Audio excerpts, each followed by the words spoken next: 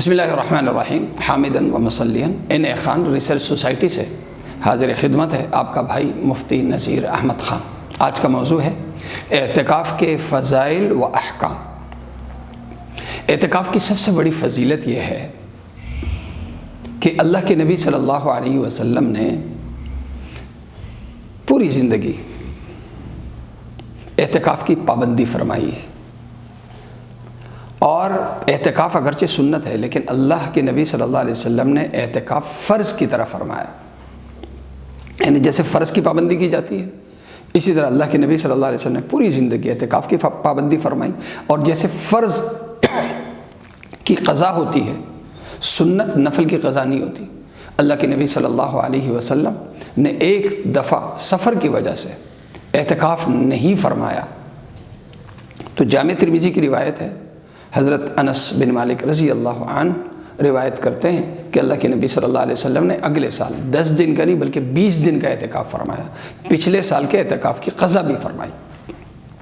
اور حضرت عائشہ صدیقہ رضی اللہ عنہ کی روایت ہے، صحیح بخاری صحیح مسلم دونوں میں، کہ اللہ کے نبی صلی اللہ علیہ وسلم نے پوری زندگی اعتکاف فرمایا، اور آپ کے بعد پوری زندگی ازواج مطہرات نے اعتکاف کی پابندی فرمائی۔ لہذا اعتکاف سنت انبیاء بھی ہے، جناب رسول کریم صلی اللہ علیہ وسلم کی سنت بھی ہے، اور اعتکاف کی ایک بڑی جو اہمیت ہے وہ یہ ہے کہ سنت ہونے کے باوجود اللہ کے نبی صلی اللہ علیہ وسلم نے اسے حیثیت فرض والی دی عملاً، اور پھر جس طرح اعتکاف مردوں کے لیے ہے اسی طرح اعتکاف خواتین کے لیے بھی ہے۔ جو ایک بڑی فضیلت ہے اعتکاف کی وہ یہ بھی ہے کہ اللہ کے نبی صلی اللہ علیہ وسلم نے اپنی زندگی کے آخری سال یعنی آخری رمضان، اللہ کے نبی صلی اللہ علیہ وسلم نے 2 اعمال ڈبل کیے اللہ کا تقرب لینے کے لیے اور اس عمل کی اہمیت کے اظہار میں۔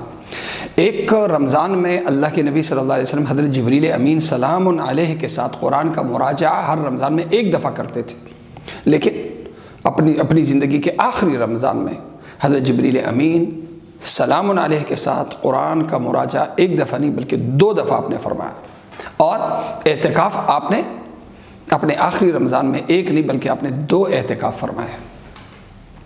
تو اس سے بڑھ کے اور کیا ہو سکتی ہے بات۔ پھر ایک بڑی فضیلت اعتکاف کی یہ ہے، حضرت عبداللہ ابن عباس رضی اللہ عنہما کی روایت ہے کہ اللہ کے نبی صلی اللہ علیہ وسلم نے اعتکاف کرنے والے کے بارے میں فرمایا، وَهُوَ يَعْتَكِفُ الذُّنُوبَ وَيَجْرِي لَهُ مِنَ الْحَسَنَاتِ كَعَامِلِ الْحَسَنَاتِ كُلِّهَا۔ یہ سنن ابن ماجہ کی روایت ہے کہ اللہ کے نبی صلی اللہ علیہ وسلم نے فرمایا کہ اعتکاف کرنے والا جب اعتکاف کرتا ہے تو اعتکاف کی وجہ سے اللہ تعالیٰ اس کے سارے گناہ معاف کر دیتا ہے، اور اعتکاف وہ عمل ہے جو تمام اعمال دین کے لیے جامع ہے، یعنی یہ ایک عمل اپنے اندر سارے اعمال سمیٹے ہوئے ہے۔ لہذا ایک اعتکاف کرنے والا دکھنے میں تو ایک عمل کر رہا ہوتا ہے لیکن کعامل الحسنات کلیہ، اسے ذکر کا بھی، دعا کی سنت کا بھی، اسے تلاوت کا بھی، اسے نوافل کا بھی، اسے صدقہ خیرات کا بھی، سب کا ثواب مل رہا ہوتا صرف ایک عمل اعتکاف کی وجہ سے۔ اب آگے علماء کرام پھر اعتکاف کی تقسیم کرتے ہیں۔ اعتکاف کی 3 قسمیں ہیں، ایک اعتکاف نفل ہے، ایک اعتکاف نظر ہے، اور ایک اعتکاف سنت ہے۔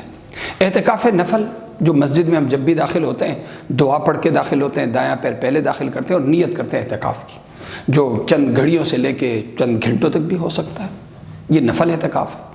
اور دوسرا ہے اعتکاف نظر۔ حضرت عمر فاروق رضی اللہ عنہ نے بھی زمانے جاہلیت میں منت مانی تھی اعتکاف کرنے کی، تو اللہ کے نبی صلی اللہ علیہ وسلم نے ان سے فرمایا اوفی بنظرک، اپنی منت پوری کرو۔ تو اگر کسی نے اعتکاف کی منت مانی ہے تو جس طرح روزے کی منت مانتے ہیں اور روزہ واجب ہو جاتا ہے، اور اس طرح صدقہ خیرات کی منت مانتے ہیں وہ واجب ہو جاتا ہے، تو اگر کسی نے اعتکاف کی منت مانی تو اعتکاف کی منت ماننے کی وجہ سے بھی اعتکاف واجب ہو جائے گا۔ اور ایک اعتکاف سنت ہے۔ اعتکاف سنت ہر وقت ادا نہیں ہو سکتا۔ اعتکاف سنت کے لیے جیسے اعتکاف کی جگہ ہے ہی مسجد اور خواتین کے لیے گھر ہے، یعنی اپنا جو مصلی ہے گھر میں ہوتا ہے وہ مصلی ہے، اور اعتکاف سنت جو ہے وہ رمضان میں ہو سکتا ہے، اور وہ بھی رمضان کے آخری عشرے میں، یہ اعتکاف سنت ہے۔ اب اعتکاف کے معنی کیا ہے؟ اعتکاف کے معنی ہیں ایک طریقے سے آپ یوں سمجھ لیں کہ تارک دنیا بننا، دنیا اور دنیا کی چیزوں سے اپنے آپ کو لا تعلق بنا دینا، اور مسجد میں جا کے گوشہ نشین ہو جانا۔ یہ جو ترک دنیا اور ترک دنیا اختیار کرنا ہے 10 دن کے لیے، یہ ہے اعتکاف، یعنی اپنے آپ کو حدود مسجد تک محدود کرنا، حدود مسجد سے بغیر شرعی ضرورت کے، بغیر جسمانی ضرورت کے مسجد سے نہیں نکلنا۔ اگر ایک پیر بھی اس نے اگر ایک گھڑی کے لیے بھی ایک شخص بلا ضرورت مسجد سے نکل گیا، اس کا اعتکاف ٹوٹ گیا۔ لہذا اگر کبھی کبھی ہوتا ہے یاد نہیں رہتا، برش کرنے کے لیے، مسواک کرنے کے لیے ایک شخص وضو ہے اس کا، اور مسواک کرنے کے لیے وہ مسجد سے باہر آیا اور وضو خانہ مسجد کے باہر ہے، تو اس کا اعتکاف ٹوٹ گیا۔ اسی طرح کوئی سامان لینے کے لیے، کوئی چیز لینے کے لیے وہ تھوڑی دیر کے لیے مسجد سے نکلا اور گیٹ کے باہر آ گیا یا مسجد کے حدود سے باہر نکل گیا، اس کا اعتکاف ٹوٹ گیا۔ کبھی کبھی ہاتھ دھونے کے لیے، کھانا کھا لیتے ہیں نا افطار کے بعد یا سحری کے بعد، تو کہتے ہیں جی ہاتھ دھو لیتے ہیں، کلی کر لیتے ہیں، اور ایسے میں بندہ مسجد کے حدود سے باہر نکل جاتا ہے، اعتکاف ٹوٹ جاتا ہے۔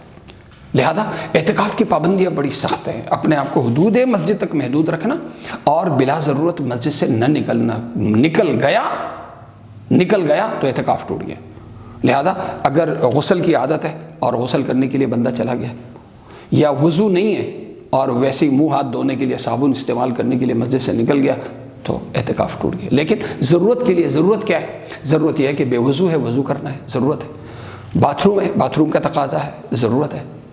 ابھی ضرورت کے لیے بندہ نکلے، یا بیمار ہے، ڈاکٹر کے پاس جانا ہے، جی دوائی لینی ہے، ڈاکٹر اندر نہیں آ سک رہا یا نہیں آنا چاہ رہا، تو یہ اعذار ہے۔ لہذا ایک شرعی ضرورت ہے، جیسے وضو ہے یا غسل واجب ہے، یہ شرعی ضرورت ہے۔ اور ہماری جو جسمانی ضرورت ہے وہ کیا ہے؟ جیسے باتھ روم ہے۔ اب اگر کبھی کبھی ہوتا ہے ایک بندے کو عادت ہے غسل کرنے کی، اور اب غسل کے بغیر وہ رہ نہیں پا رہا، تو اس کا ایک طریقہ کیا ہے کہ غیر ضروری کو ضروری کے تابع کر دو، یعنی نیت کرو ضروری کی کہ میں مسجد سے ضرورت کے لیے نکل رہا ہوں، اور ضرورت والے کام کے ساتھ جو غیر ضروری کام ہے وہ بھی ساتھ کر دو۔ جیسے ہاتھ دھونا ہے، تو بجائے ہاتھ دھونے کے اگر نیت یہ کر لیا جائے کہ جی میرا وضو نہیں ہے، تو چلو میں وضو کر لیتا ہوں، اور وضو کے ساتھ ہاتھ بھی دھل گئے اور ٹوتھ پیسٹ بھی ہو گیا۔ اور اسی طرح کبھی کبھی اندر بڑی بے چینی ہوتی ہے پسینے کی وجہ سے، اس میں تو بندہ چاہتا ہے کہ یار میں ٹھنڈک حاصل کرنے کے لیے میں غسل کر لوں، تو اب غسل کرنے کے لیے اگر یہ نکلے گا تو اعتکاف تو ٹوٹ جائے گا۔ لہذا یہاں بھی یہ ہے کہ جو غیر ضروری کو ضروری کے تابع کر دو۔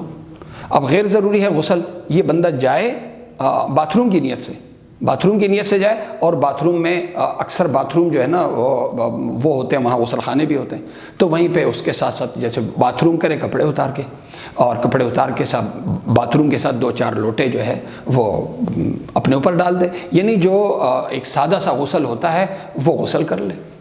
تو اسی طرح ایک اصول میں نے بتا دیا، اصول عرض کر دیا کہ غیر ضروری کے لیے ایک گھڑی کے لیے بھی کوئی شخص نکل گیا، اعتکاف اس کا ٹوٹ گیا۔ اب نکلنا ضروری ہے، اب کیا راستہ اختیار کریں؟ تو میں نے عرض کر دیا کہ اس کا راستہ یہ ہے کہ جو غیر ضروری ہے اس کو ضروری کے تابع کر دو، یعنی بندہ نکلے ضروری کے لیے، اور ضروری کے لیے کوئی غیر ضروری کام ہو تو وہ بھی اس کے ساتھ کرتے۔ بہرحال جو اعتکاف کرنے والوں سے میری درخواست ہے کہ جو مسجد کے حدود ہیں یہ اچھی طرح معلوم کر لیں، مسجد کے جو حدود ہیں ان حدود کے اندر رہنا۔ ایک تو مسجد ہے، مسجد کی کچھ چیزیں تابع ہوتی ہیں، وہ مسجد نہیں ہوتی، جیسے وضو خانہ ہے، تو یہ حدود کا تعین یہ بہت ضروری ہے۔ تو حدود کے اندر رہنا یہ اعتکاف کے لیے ضروری ہے۔ لہذا اعتکاف کا مطلب یہ ہے کہ اپنے آپ کو حدود مسجد کا پابند کرنا، اور اپنے آپ کو اس بات کی پابندی کرنا کہ میں ان حدود کا پابند ہوں، اور میں اپنے آپ کو دنیا سے اور دنیا کی چیزوں سے میں نے اپنے آپ کو لا تعلق کر دیا ہے، اور میرا شغل، میرا کام کیا ہے؟